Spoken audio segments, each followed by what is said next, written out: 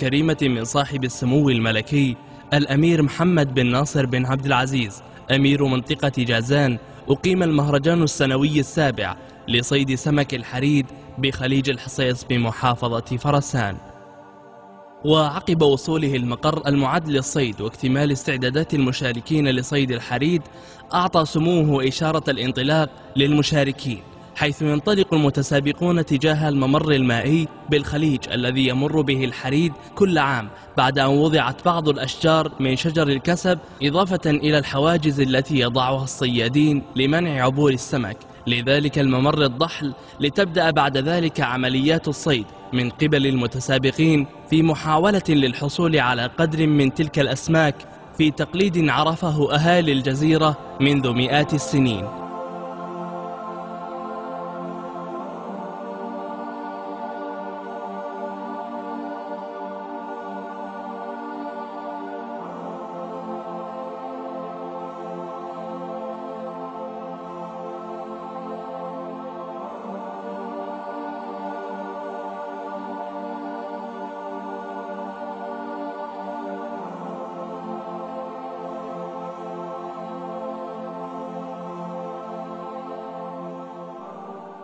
وحول الحريد المسمى بسمك الببغاء، فتعود التسمية إلى شكل الفم الخارجي وتنوع الألوان الجميلة التي يظهر بها هذا النوع من الأسماك. وتعتبر مناطق الحيد البحري هي المناطق التي يعيش فيها الحريد ويتكاثر ويحصل على غذائه.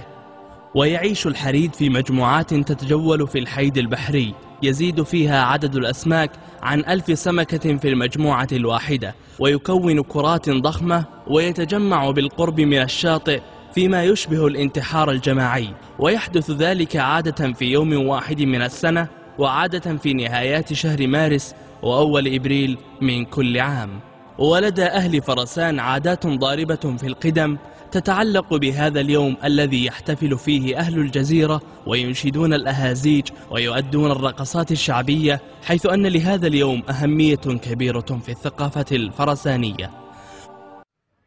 يا الله يا عالم بسري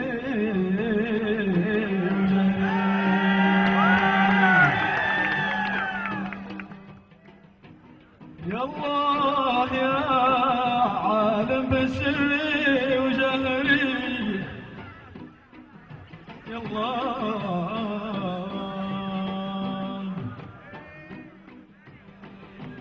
ويا الله يا عالم بسري وجهري الأمر لك فيما كتبته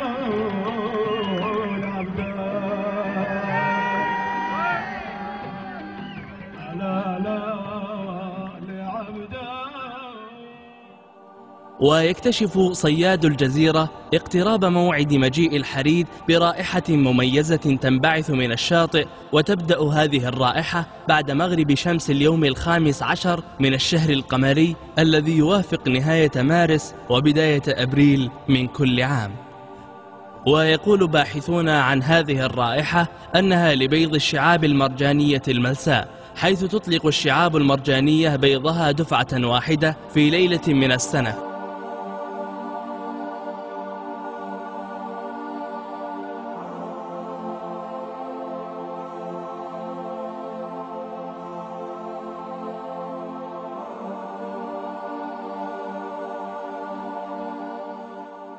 ويبدأ المهرجان قبل صلاة الفجر، حيث كان الفرسانيون يتجهون بجمالهم ودوابهم في يوم واحد من السنة إلى المنطقة السنوية لتجمع الحريد. ويعزو الأهالي سبب تواجد هذا النوع من السمك الذي لا يتجاوز طوله 40 سنتيمتر، ويخلو من الأشواك، إلى أنه سمك مهاجر ويصل إلى الجزيرة خلال هذه الفترة من العام بحثا عن الدفء ووضع البيض، خصوصا وأن هذا الموقع الذي يوجد به عبارة عن جبال ومياه ضحلة دافئة تساعده على عملية وضع بيوضه فيها.